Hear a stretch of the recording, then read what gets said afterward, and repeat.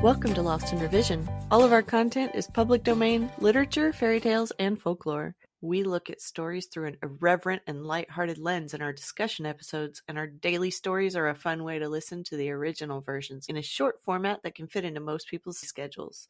If you prefer to listen to full chapters, you can subscribe to our Patreon page. We just added a $1 option that provides early access and more. You can check the show notes for our Linktree page, where there are links to all of our public pages, ways to contact us, and all of our content. Our goal is to at least break even to cover our expenses, so any support that you can offer to help us reach that goal helps keep this podcast going and you entertained. All of our music is by Nathan Hubble and is used with his permission. Thanks, and enjoy the show. The Shooting Match at Nottingham Town. Part 3. As for myself, I will shoot for this same golden arrow, and, should I win it, we will hang it to the branches of our good green wood tree for the joy of all the band. How like you the plan, my merry men all? Then good, good, cried all the band right heartily. A fair sight was Nottingham Town on the day of the shooting match. All along the green meadow beneath the town wall stretched a row of benches, one above the other, which were for knight and lady, squire and dame, and rich burghers and their wives, for none but those of rank and quality were to sit there. At the end of the range, near the target, was a raised seat bedecked with ribbons and scarves and garlands of flowers for the Sheriff of Nottingham and his dame. The range was 20 paces broad. At one end stood the target, at the other a tent of striped canvas, from the pole of which fluttered many-colored flags and streamers. In this booth were casks of ale, free to be broached by any of the archers who might wish to quench their thirst. Across the range from where the seats for the better folk were raised was a railing to keep the poorer people from crowding in front of the target. Already, while it was early, the benches were beginning to fill with people of quality, who kept constantly arriving in little carts or upon palfreys, who curveted gaily to the merry tinkle of silver bells at bridle reins. With these came also the poorer folk, who sat or lay upon the green grass near the railing that kept them from off the range.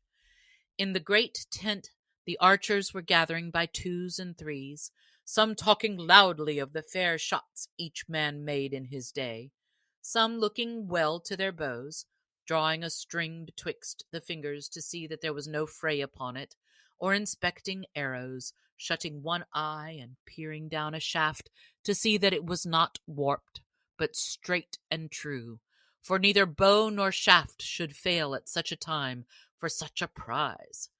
And never was such a company of yeomen as were gathered at Nottingham Town that day, for the very best archers of merry England had come to this shooting match. There was Gill o' the Red Cap, the sheriff's own head archer, the Deacon Crickshank of Lincoln Town, and Adam o' the Dell, a man of Tamworth of 80 years and more, yet hale and lusty still, who in his time had shot in the famous match at Woodstock, and had there beaten that renowned archer Clem o' the Claw, and many more famous men of the longbow were there, whose names have been handed down to us in goodly ballads of the olden time. But now all the benches were filled with guests, lord and lady, burgher and dame, when at last the sheriff himself came with his lady, he riding with stately mane upon his milk-white horse, and she upon her brown filly. Upon his head he wore a purple velvet cap, and purple velvet was his robe, all trimmed about with rich ermine. His jerkin and hose were of sea-green silk, and his shoes of black velvet, the pointed toes fastened to his garters with golden chains. A golden chain hung about his neck, and at his collar was a great carbuncle set in red gold. His lady was dressed in blue velvet, all trimmed with swan's down.